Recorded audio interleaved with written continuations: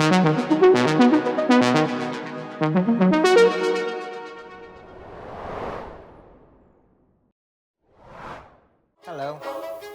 great to see you all.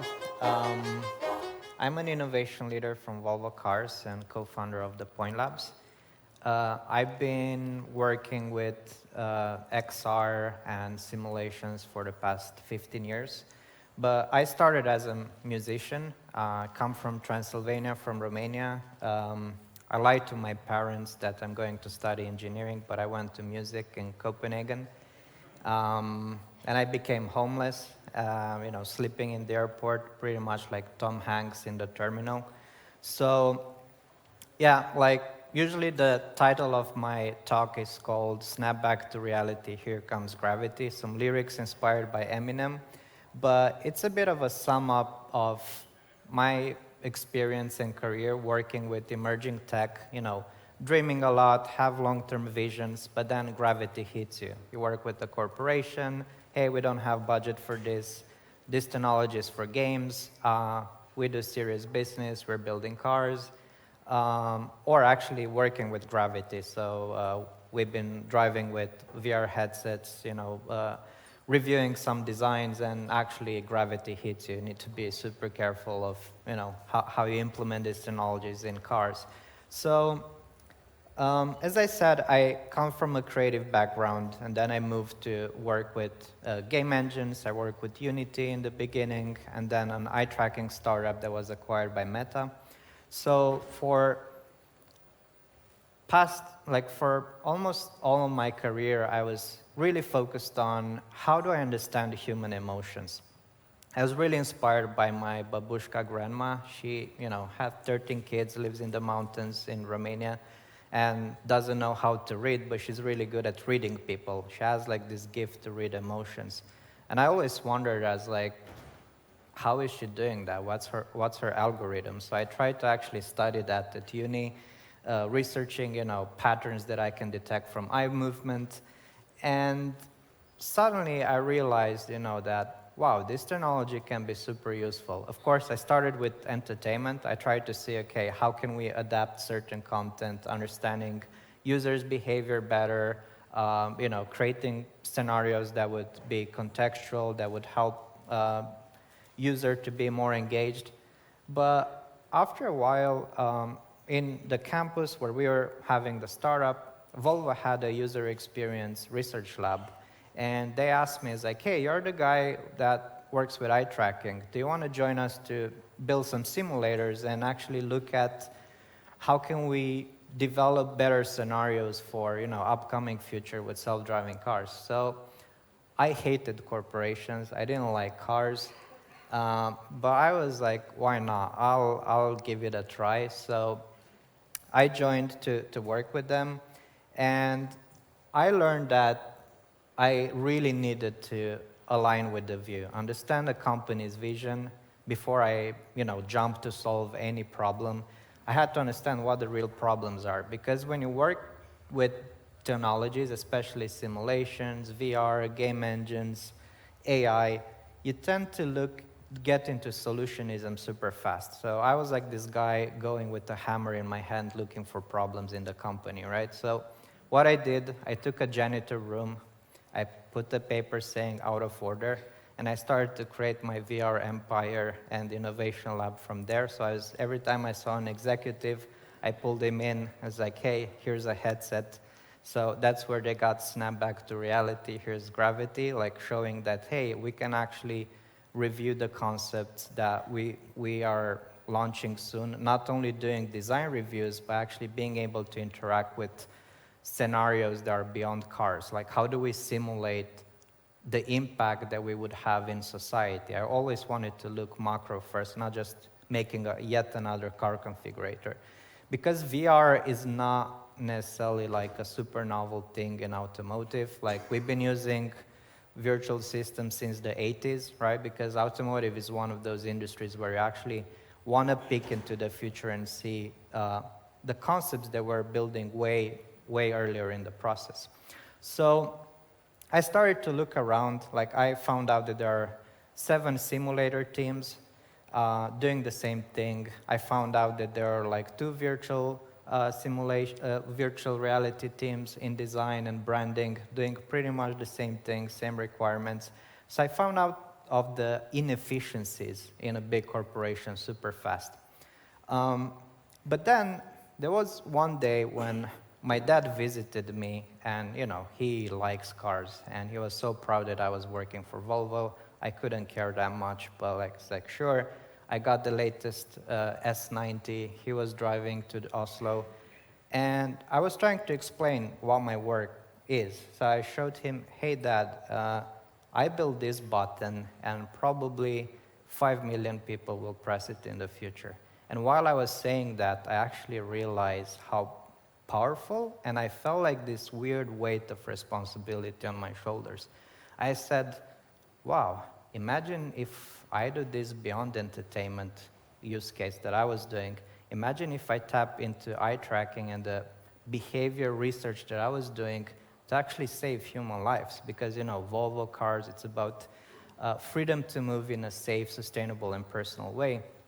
So I was like, what if we are using the super power of automotive to scale products super fast, right? So you're not actually impacting one user's life, but you're actually scaling it through, the products that we're selling. So what if instead of just saving lives, we're trying to improve, create value beyond? What would safety mean beyond the user not dying or getting injured in the car?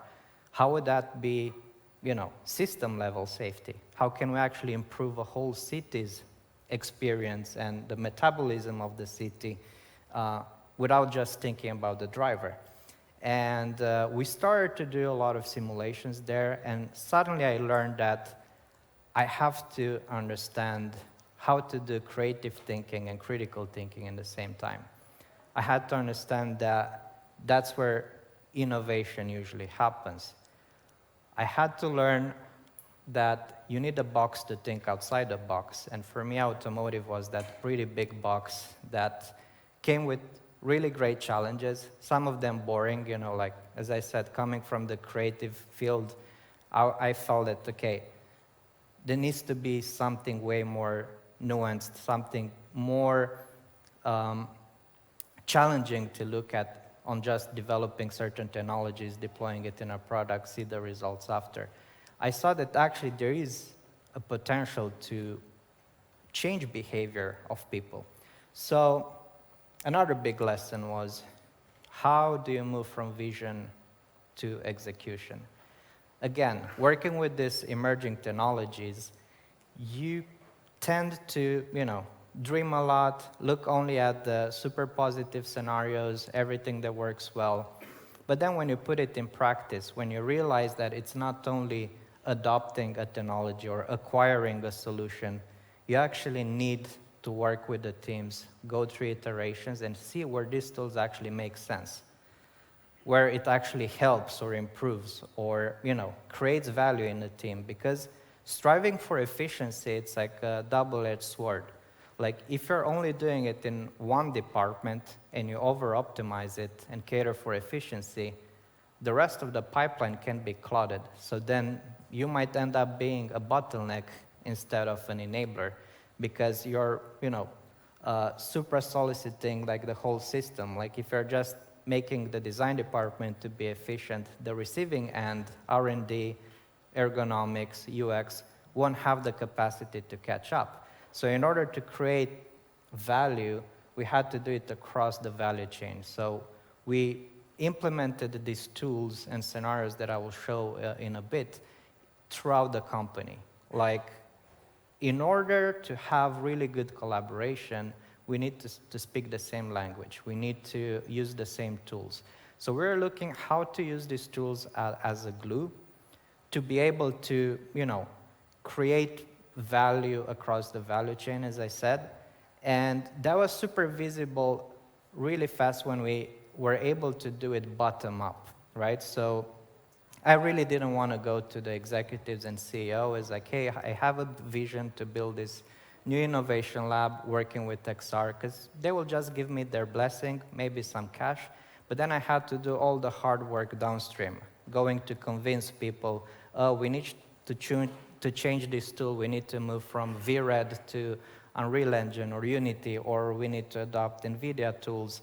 And that created, such difficult problems for adoptions. Instead, what we did, we created this environment and tried to build it bottom up. Sometimes you don't even need the blessing from above, right? You can just say sorry if it doesn't work out. But you actually need to convince and inspire people bottom up to have good changes. And as I said, with working with these technologies, most important thing is deciding what not to do, right? There's this saying that if we take all the art in the world and we put it in the biggest room, we have the biggest warehouse, not the biggest museum, because museums are about curatorship. And I learned how to apply that into my job as well, getting clarity and focus and understanding where working with these virtual tools, AI systems, actually creates values. Whereas beyond gimmicky, prototypes and experiences and a branding or marketing activation, we have to actually understand how it actually improves the products and actually secures a future going forward. This is the EX90, a vehicle that Volvo launched this year. It's the flagship vehicle, electric SUV. The reason why I show it is that it's the first product I worked on since I started as a student. And it actually takes a lot of years to see a sketch or a concept till it hits the road. And as I said before, so many iterations, so many departments that I didn't even know existed, were contributing to this product. As I said, ergonomics, human factors, sensors, safety teams that are doing crash tests, squeakiness department. I didn't know that that's a thing, right? There is this department that just presses on materials in cars to test quality and if they're noisy when you're driving or sitting on a chair. So when I saw the attention to details, I was like, hey, how can we augment that even more? And when I started, I had a bit of a vision that in the future, we will wear glasses and lenses and being to augment certain content around to, make our experience both with the physical and digital content more immersive. But I realized in order to get there, we had to be equipped with certain sensors. And I was looking at the cars that we were building. They were having pretty much the same sensors. They had cameras, LiDAR, ultrasonics, they had navigation, and that's pretty much what we're carrying it with devices while we, scan 3D objects. Now the latest iPhones had LiDAR. The VR headsets are having the same sensor stacks in order to make sense of the environment and know what to overlay and augment on it. So in order to understand even more what we can do with this technology, we created the XR Lab, where we gathered a pretty diverse bunch of people, few misfits from every department that were a bit like me, a bit on the creative side, technologists, engineers, researchers, and we started to look at what we can do with this technology beyond the car. And that kind of resonated a bit with the executive team. And, we were a bit pushing to see how can we move from the classical car configurators, right? We've been doing it for years, working with Google, with Meta, with NVIDIA. We were always at the forefront of this tech. And for me, car configurators are nice, but doesn't really create that much value to the user. Especially the new generations, they don't want to stand up from their couch and walk around the physical one-to-one replica of the car. They want to get value. They want to get more information and through interactivity to understand the product better. So we started a bit inspired by Media Lab. I've been at a few trips there, and I really liked where the disciplines are coming together. We brought architects, we brought theologians, we brought artists, we brought engineers to see how can we craft future scenarios, simulate them, put the right stakeholders in those scenarios, and be able to take more informed decisions throughout our strategies and how we can, work with the future. So we started to collaborate with a lot of startups. We found this startup in Finland, Vario, which did the most advanced headset in the world. And the first time I met them, I asked them, can I drive with the headset? So they were pushing the latency so low that this is me driving.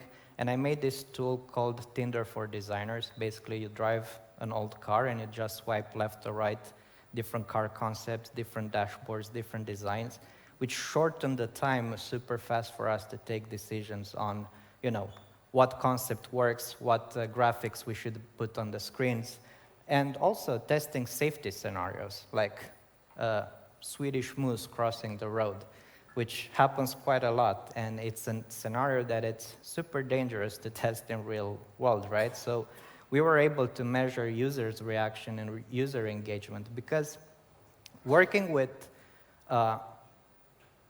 autonomous vehicles, we need to build trust as a currency.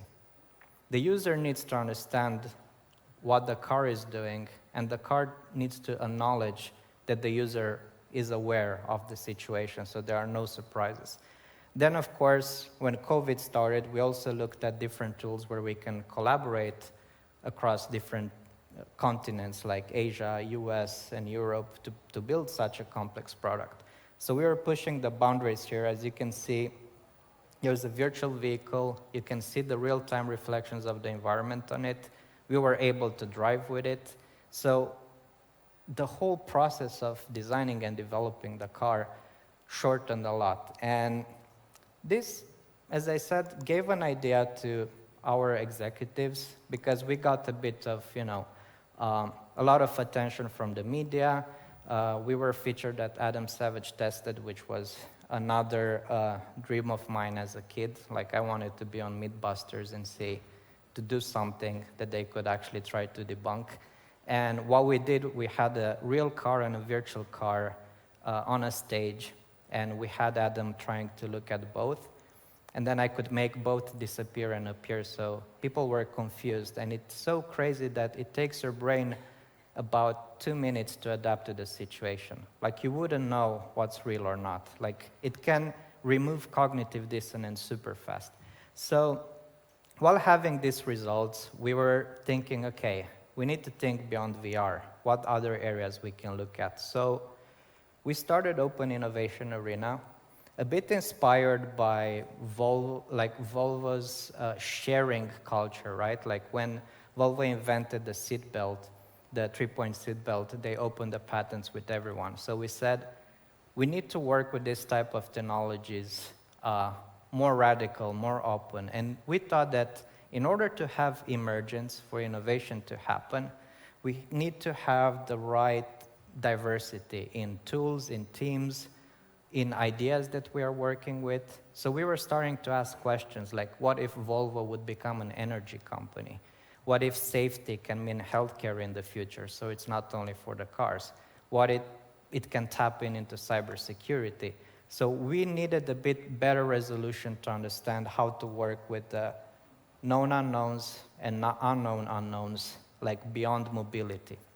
I have a good friend from Munich, and he uses to say that Automotive is in a midlife crisis with borderline disorder. And I kind of agree with him, because, we always tend to say that, oh, we're not a car company anymore, we are a mobility company. We are a tech company now. We are sustainable. We are premium. There are so many unknowns now, and the world is so complex. Like, we see with geopolitics, we see with different policies from EU regarding AI, regarding technology, regarding mobility. Cities are changing. The mobility scenario, it's like completely different. So we need to understand that future way better. So I was a bit inspired by Neri Oxman that was at MIT Media Lab. So she's an architect, biotechnologist. And I really liked her framework of thinking about how do we take information from nature and through science convert it to knowledge, and then from knowledge through engineering convert it to utility. From utility through design, being able to nudge and change behavior, and through art and storytelling, being able to change culture and society. And we know that every revolution started with artists. They were able to articulate our collective sentiment way better than anyone else. So they're being able to see, okay, what do we feel about a certain regime? What do we feel about interaction with technology?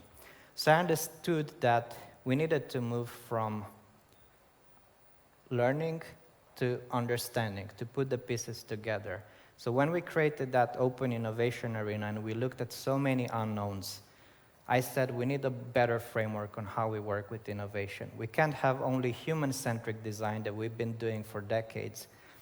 We have to see how does it impact society, how does it impact the planet, how do we work with the collective behavior, predict market behavior in the future, have like a global knowledge so we don't only develop cars for Scandinavians, but actually how would that work in India, in China, in the US?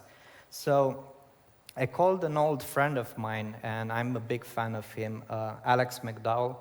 He was creative director of Minority Report, Fight Club, Black Mirror, and he has this technique of world building, starting with the what-if question, and then building the world around it, systems of systems, meaning that the moment we walk out the house, we interact with the world in many, many ways. So healthcare system, for instance, even if I walk out throughout the door from here, I would interact with the German healthcare system in a way or the other, even though I'm not going to the doctor. But indirectly, some action that I'm doing throughout the day, or the taxes that are paid, or something influences that. To get there, as humanity, back in the days, back when we were still in tribes, we were using metaphors and storytelling to describe the world and the experiences and things that happened to us. With the invention of the printing press, everything became linear, right? Like every format, even this type of format. Keynotes, TV, media, experiencing products have this linear form. But now, with the use of AI, with immersive technologies, we are able to go back to some sort of spherical or circular type of narratives, where we are able to influence different outcomes. Because when we try to describe the future, we need to understand that it's futures. It's not only one singular future. It has many outcomes, like possible outcomes. So in order to do that, we implemented this framework. This framework started with Minority Report, as I said. So Steven Spielberg came to Alex and asked him, okay, I don't have a script, but how would Tom Cruise go to work in 2040? So they were able to ask what-if questions, right? So what's interesting in Minority Report is that the team and Alex went and asked Lexus, okay, how would Tom Cruise go to work in the future? And they were thinking, okay, maybe we're thinking about self-driving pods. They were asking Apple, how would people interact with computers? And they were thinking, think voice interfaces. They went to MIT. How would people interact with content? What would be the user experience? And they were coming up with this augmented reality interface, like gesture-based. So what's interesting with this movie is that 120 patents are associated with this movie. And that was really appealing to our executive team. We were like, if we are able to have this super systematic way of looking at the future of what Volvo can be in 2040, 2050, 2070, how is Volvo in Jakarta? Because it won't be a 2-ton electric SUV, that's for sure. How it is in Detroit, how it is in Sweden. If we're able to have this holistic view of the future from policymakers, government, economy factors, we were able to have way better precision and more inspired strategies that would work for humanity. So we collected hundreds of stories, also the famous story with North Korea that in the 70s Volvo sold 1,000 Volvos to North Korea and still not It's not paid till now. I think they're still sending invoices. So we were actually trying to see if that story is true. We went to interview the Swedish ambassador at that time in North Korea. He was 97 years old. He almost got a heart attack when we showed up to his door because he thought that it's an investigation or something. But we just did it for research and fun. But we were able to look in the past enough to understand how to predict the future based on our values and culture. So safety, sustainability, circularity, omtanke, the Swedish value of caring for being considerate of the people around you. How would that evolve in 2050? How is that in Sao Paulo? How is it in Detroit? And so on. So yeah, we crafted these future narratives from Georgia to Jakarta to Sweden, and we were able to actually see and predict and inform the new concepts that we're building beyond the car. And it created a lot of value, transformation in the capabilities that we have. Timmy? So, yeah, I will end now. Okay, Yeah. super, thank you. So I think what this work helped us was to ask those what-if questions way better, with better precision.